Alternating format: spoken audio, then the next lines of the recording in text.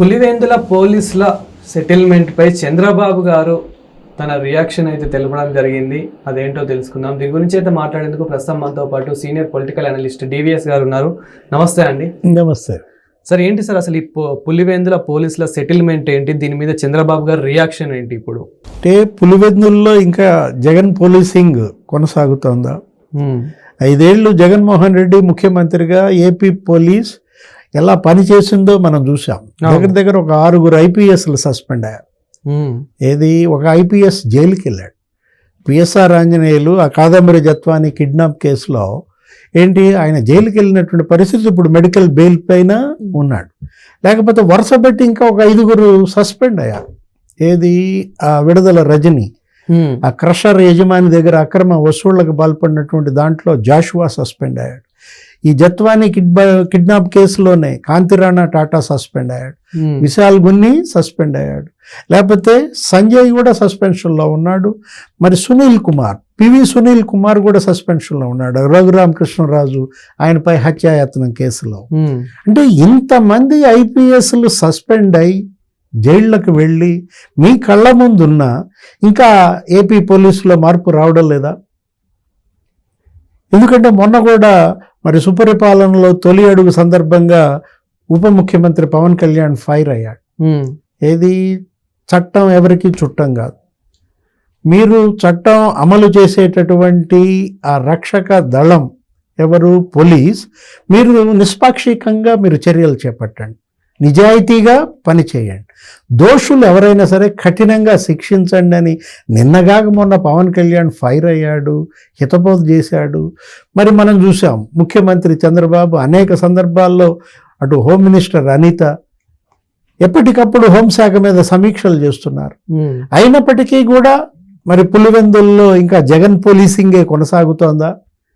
ఎందుకంటే మనం చూసాం ఆయన ఎవరో దుష్యంత్ రెడ్డి. ఎవరా దుష్యంత్ రెడ్డి? కమలాపురం వైసీపీ ఇన్ఛార్జిగా కూడా ఉన్నాడన్నారు. చవ్వా దుష్యంత్ రెడ్డి అతనేంటి వాళ్ళ తండ్రి విజయశేఖర్ రెడ్డి ఎవరో చనిపోయాడని, ఆయనకి ఎవరో బకాయిలు ఉంటే ఆ బకాయిల పేర్లు డైరీలో రాసుకున్నారని, ఆ బెంగళూరుకు చెందినటువంటి ఆ మార్వాడీలందరినీ కూడా మరి పట్టుకొచ్చి 2 రోజులు అక్కడే పెట్టి ఏంటి వాళ్ళందరినీ కూడా బెదిరించటం, ఒక 10 కోట్ల సెటిల్మెంట్ చేశారంటున్నారు.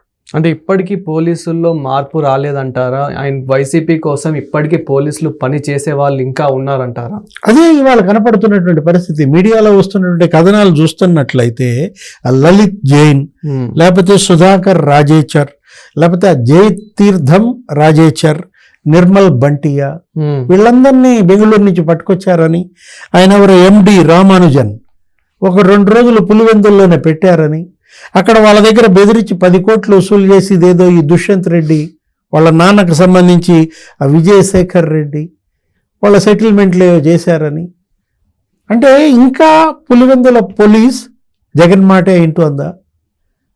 అంటే మనం చూసాం ఏంటి అక్కడ అవినాష్ రెడ్డి వాళ్ళ PA వాళ్ళ యొక్క పనులు అక్కడ పులివెందుల లేకపోతే కడప జిల్లా ఇప్పటికే అది గాడిలోకి రాలేదా? అంటే మొత్తం అన్ని జిల్లాల పోలీసులు ఎలా పనిచేస్తున్నారు? కడప జిల్లా పోలీస్ ప్రత్యేకించి పులివెందుల పోలీస్ పైన ఈ చెడ్డ పేరు. వాళ్ళ ముఖ్యమంత్రి చంద్రబాబు దీనిపైన సీరియస్ అయ్యారని, దానిపైన ఏదో నివేదిక పంపమని కూడా అడిగిన నేపథ్యంలో మనం చూసాం కాదంబరి జత్వాని కేసు ఏమై. అవును, ఆయన ఎవరో పారిశ్రామికవేత్త. అక్కడ ముంబైలో ఆమె అతనిపైన కేసు పెడితే జగన్మోహన్ రెడ్డి ఏం చేశాడు?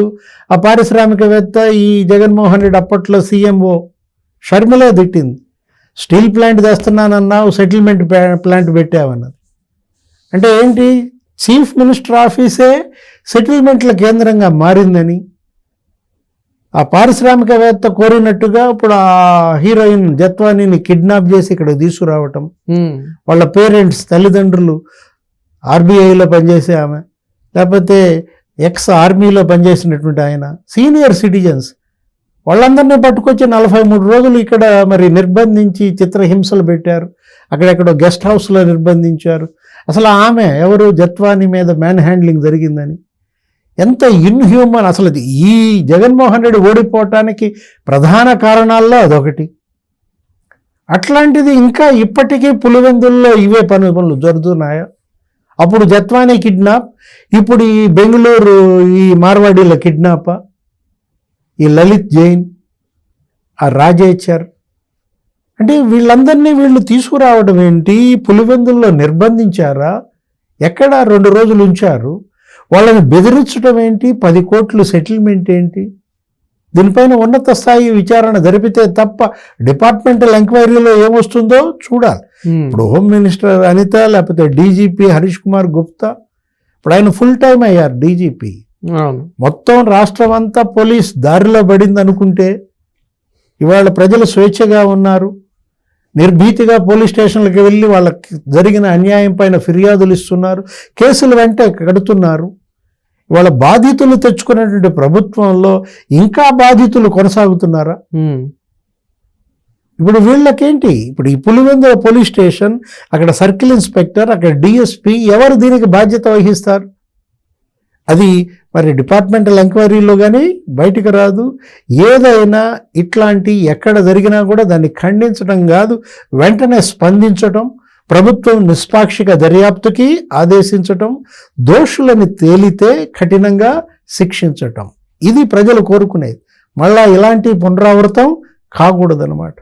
అయినా ఇప్పటికీ వైఎస్ జగన్మోహన్ రెడ్డి గారు పోలీసులను తిడుతూనే ఉన్నారు. ఇప్పుడు రీసెంట్గా కూడా కొన్ని వ్యాఖ్యలు చేయడం జరిగింది, బట్టలు కూడా తీసి కొడతాము, ఇలాంటివి కూడా మాట్లాడుతూనే ఉన్నారు. అంటే పోలీసులని ఎందుకు అంత టార్గెట్ చేస్తున్నారు అనుకోవచ్చు. ఒక్క జగన్మోహన్ రెడ్డే కాదు, మనం చూసాం అంబటి రాంబాబు పట్టాపురం సిఐ మీద ఆయన దౌర్జన్యం, నువ్వెంతంటే నువ్వెంత అని చెప్పి ఎగబడటం. లేకపోతే మొన్న చూసావు ఏది రెంటపాళ్ల పర్యటనలో అంబటి రాంబాబు, ఆయన తమ్ముడు అంబటి మురళి, వాళ్లే అసలు బ్యారికేడ్లు ఎత్తి అవతల పడేయడం, వాళ్లే లా అండ్ ఆర్డర్ని అది మరి బ్రేక్ చేయడం.